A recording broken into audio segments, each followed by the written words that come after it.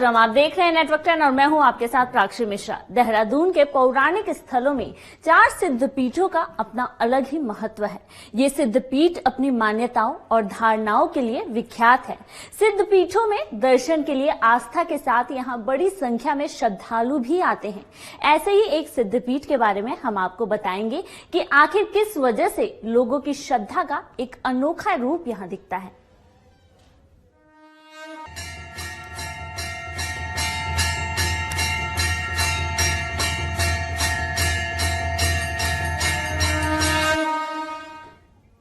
उत्तराखंड यानी कि देवभूमि, जहां देवताओं का वास हो, और यही वजह है कि देवभूमि में देश विदेशों से लोग देवी देवताओं के दर्शन के लिए आते हैं।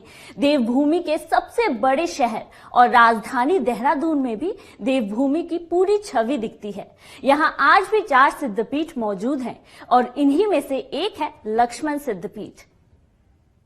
भगवान दत्तात्रेय के 84 शिष्यों में से एक शिष्य ने देहरादून के लक्ष्मण सिद्ध मंदिर में तपस्या की थी। यही वह सिद्धपीठ है जहां पर भगवान दत्तात्रेय के 84 शिष्यों में से एक शिष्य ने यहां पर तपस्या की थी, भगवान शिव की आराधना यहां पर की थी। लेकिन दूसरी अगर मान्यता की अगर बात की जाए तो जब लक्ष्मण जी ने यहाँ पर ब्रह्म हत्या के दोष से मुक्ति पाने के लिए यहाँ पर तपस्या की थी, जिसके बाद से इस जगह का नाम जो है लक्ष्मण सिद्धपीठ रखा गया है। तब से यहाँ पर से कई सारी मान्यताएं हैं। लोग दूर दूर से यहाँ पर अपनी मन्नतों को मांगने के लिए यहाँ पर आते हैं। आप देख सकते हैं कि यही वह लक्ष्मण सिद्ध है जो कि 84 सिद्धपीठों में से एक सिद्धपीठ इसको माना जाता है। और अगर देहरादून की बात की जाए तो यहाँ पर 4 सिद्धपीठ हैं, जिन 4 सिद्धपीठों में से एक सिद्ध पीठ लक्ष्मण सिद्धपीठ है। कई सारी मान्यताएं हैं, दूर दूर से जो भक्त हैं यहाँ पर आते हैं, जो अपनी मान्यताएं हैं वो पूरी करते हैं। कई सारी मन्नतें जिस प्रकार से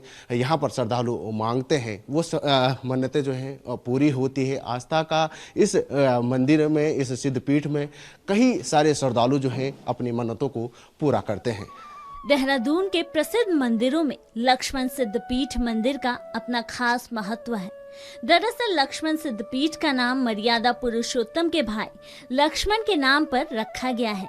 लक्ष्मण सिद्ध बेहद ही प्राचीन और बेहद लोकप्रिय देव स्थल है। ये मंदिर देहरादून शहर के घने जंगलों के बीच प्रकृति के गोद में है, जिसके दर्शन के लिए आस्था में डूबे श्रद्धालु सैकड़ों किलोमीटर दूर से चल के आते हैं। इस सिद्धपीठ की स्थापना त्रेता युग में हुई थी। मान्यता है कि भगवान राम और लक्ष्मण ने लंका पर विजय तो पा ली, लेकिन राम लक्ष्मण दोनों पर ही ब्रह्मदोष भी लगा, जिससे मुक्ति के लिए भगवान राम ने कपालमोचन तीर्थ में स्नान किया, जबकि छोटे भाई और शेषनाग के अवतार लक्ष्मण ने ब्रह्मदोष से मुक्ति पाने के लिए इस जंगल में आकर घोर तपस्या की थी। एक धारणा ये भी है कि पुरातन काल से ही लक्ष्मण सिद्ध मंदिर में गुड़ का प्रसाद चढ़ाया जाता है और आज भी भक्त यहाँ गुड़ का प्रसाद चढ़ाकर उसे ग्रहण करते हैं। इन मान्यताओं पर लक्ष्मण सिद्धपीठ के प्रमुख पुजारी और महंत जी का क्या कहना है, आइए सुनते हैं। यहाँ गुड़ का परंपरा चढ़ता है यार, गुड़ ही चढ़ता है अभी भी ज्यादा करके। मीठे में कुछ भी चढ़ाते हैं लोग, कोई भंडारा भी कराता है, जैसे किसी का मनोकामना पूरी होती है तो करता है खुद। लोग दूर दूर से आते हैं जो मानते हैं, अगर सिद्ध बाबा ने सुन लिया तो तत्काल उनका काम हो जाता है, और ना सुने तो उसकी बात भी हमें कोई गारंटी नहीं।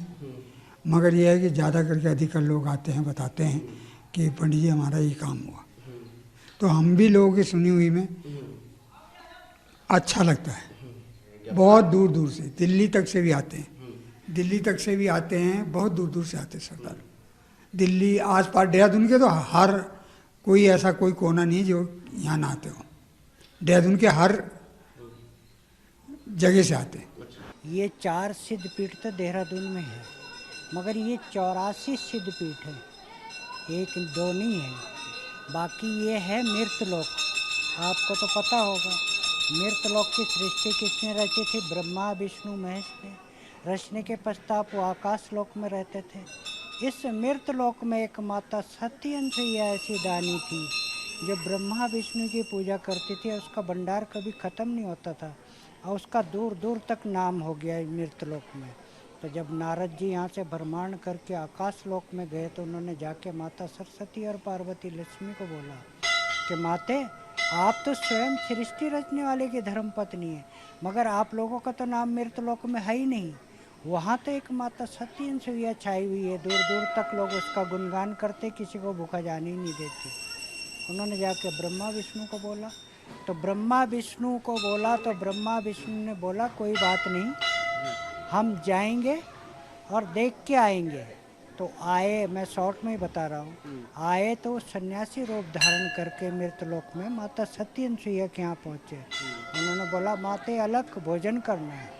उन्होंने कहा मेरा तो कर्तव्य है भोजन कराना, आप लोग हाथ पांव धो के आए, मैं भोजन कराती हूँ। जैसे ही ये बात सुनी उन्होंने बोला कि माते हम ऐसे नहीं भोजन करते, किताब कि हमारी नारी तो निवस्त्र भोजन बनाती है तो हम करते, नहीं तो नहीं करते। अब वो मन ही मन में सोचने लगी कि आज तक तो मेरे द्वार से कोई भूखा लौटा ही नहीं। आज इन 3 सन्यासियों ने ऐसा सवाल खड़ा कर दिया जिन्हें मैं भोजन करा ही नहीं सकती, ये मेरे द्वार से भूखे जाएंगे।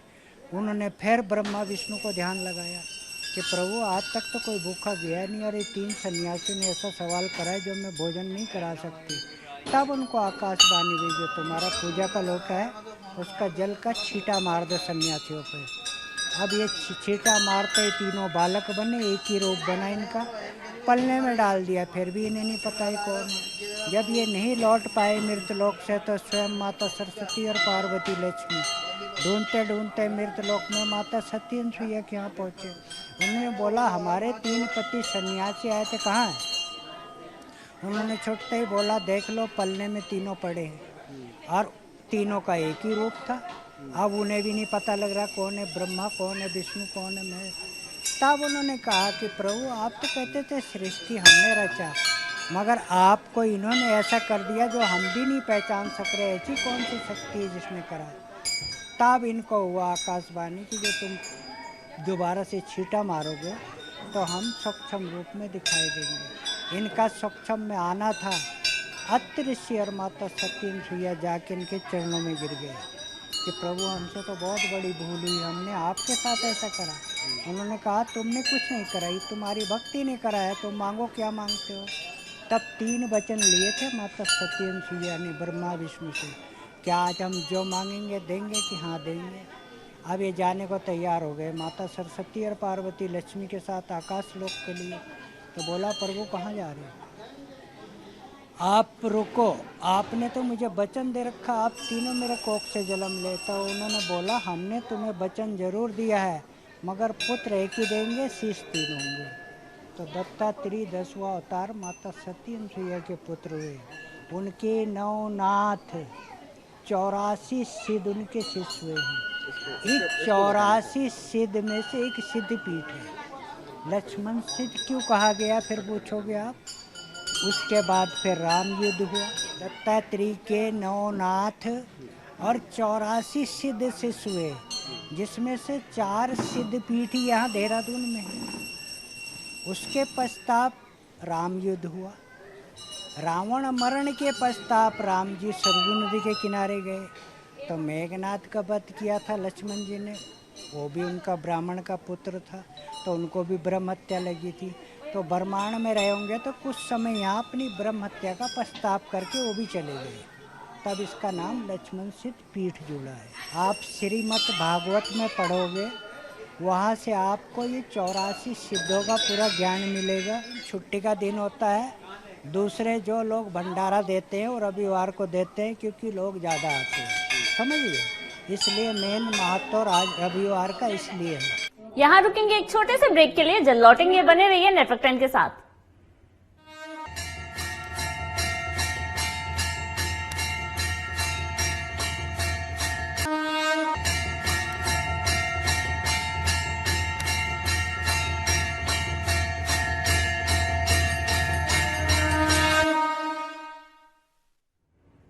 ब्रेक के बाद एक बार फिर से आपका स्वागत है। पूरी देवभूमि देवमय है, जहां आकर लोगों के मन को शांति मिलती है। लेकिन ये 4 सिद्धपीठ अपनी विशेष महत्व रखते हैं।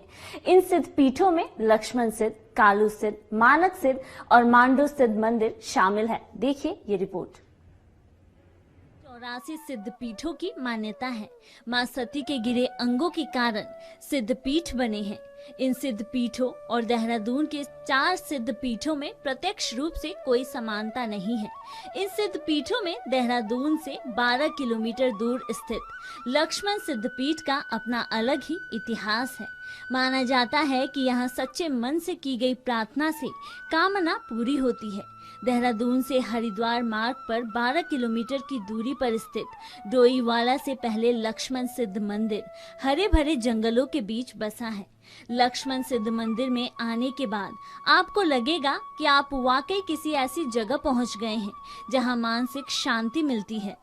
प्राचीन लक्ष्मण सिद्ध मंदिर के बारे में कई मान्यताएं हैं। पौराणिक कथा के मुताबिक संत स्वामी लक्ष्मण सिद्ध ने इस स्थान पर तपस्या की थी और इस स्थान पर संत ने समाधि ली थी। इस सिद्धपीठ से 400 मीटर की दूरी पर एक कुआं भी है। इस कुएं के बारे में यह मान्यता है कि कुएं का पानी प्राचीन काल में दूध के रूप से निकलता था। लक्ष्मण जी ने अपने तीर से कुएं में पानी निकाला था क्योंकि उस समय यहाँ पानी नहीं था। कहा जाता है कि मंदिर के घने जंगलों के बीच ये जो कुआं है उसके अंदर लोगों को एक सुनहरा सांप दिखता है।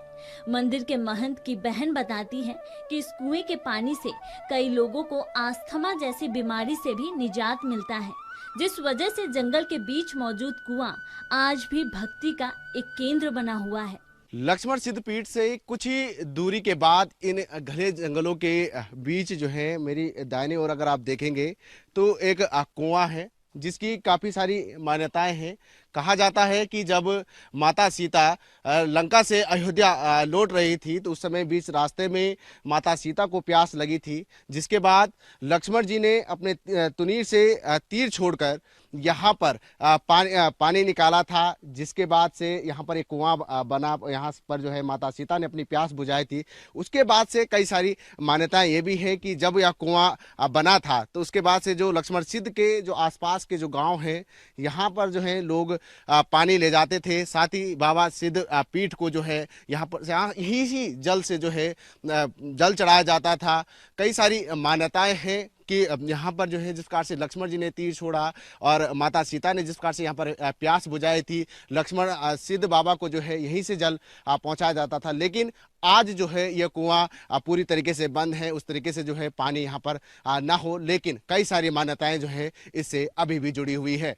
वो कभी बताते हैं कि लक्ष्मण जी ने वहाँ पर तीर मारा था तो पानी निकला था। उसी पानी को पहले यहाँ मंदिर में यूज होता था। उससे उस पानी से खाना बनाओ तो बड़ा स्वादिष्ट बनता है।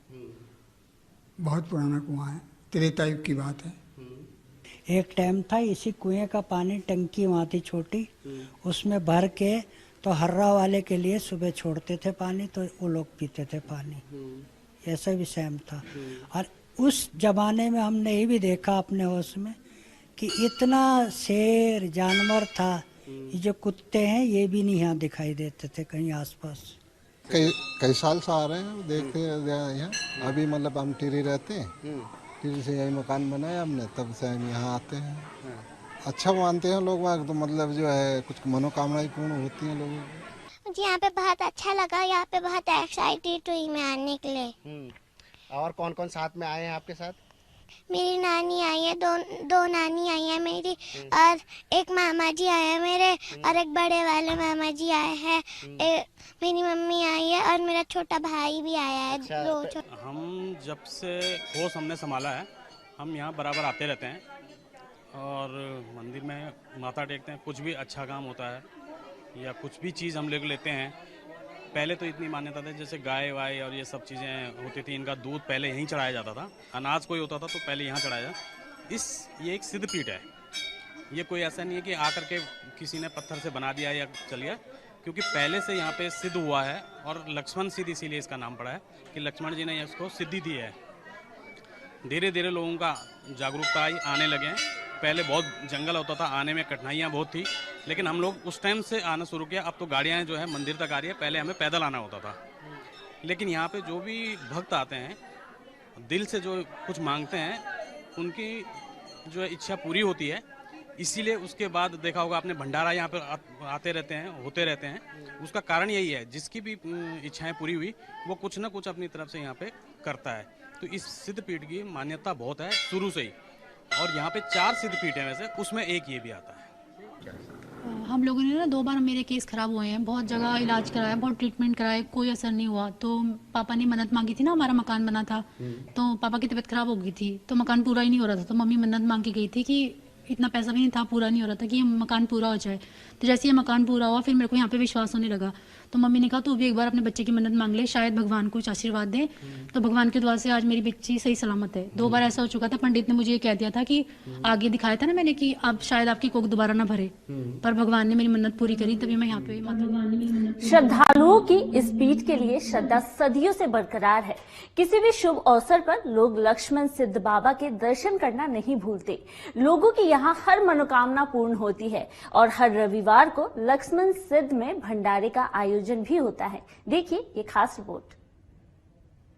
पीठ में शिवलिंग की स्थापना की गई है और भक्तगण शिवलिंग पर अभिषेक कर अपनी मन्नत मांगते हैं और मुराद पूरी होने पर बाबा की दर पर फिर माथा टेकने आते हैं। प्राचीन काल से इस मंदिर में एक अखंड धुनी है जो कि त्रेता युग से ही इस मंदिर में है। इस अखंड धुनी में बराबर लकड़ी चढ़ाई जाती है और राख को प्रसाद के रूप में सभी श्रद्धालुओं को बांटा जाता है। लक्ष्मण सिद्धपीठ की कई सारी मान्यताएं हैं। उन्हीं सारी मान्यताओं में से एक मान्यता यह भी है कि भगवान दत्तात्रेय के जो 84 शिष्य थे, उन 84 शिष्यों में से एक शिष्य जिन्होंने यहाँ पर तपस्या की थी, यही वह स्थान है जो सिद्ध बाबा ने जहाँ पर तपस्या की थी, यही वो स्थान है जहाँ पर जो है ये धुना जो है ये जल रहा है। ये आग जिस प्रकार से यहाँ पर जो है ये लगातार हर साल जो है 24 घंटे जो है ये आग जो है ये जली रहती है और यही इसी धुना को जो है जो राख है, इसकी जो भभूति है, जो श्रद्धालु यहाँ से दूर दूर से जो यहाँ पर आते हैं, इसका टीका जो है को लगाया जाता है। हमारे साथ पंडित जी मौजूद हैं, इनसे बात करेंगे। पंडित जी ये बताइए कि क्या कुछ विशेषता इस धुना की है, किस तरीके से जो है यहाँ पर बाबा सिद्ध बाबा ने जो है तपस्या की थी, किस तरीके से आप देख रहे हैं इसको? इसको तो यह है कि ये भभूति लगाने के बाद अगर बाबा जी की कृपा हो गई तो उसका कल्याण हो जाता है।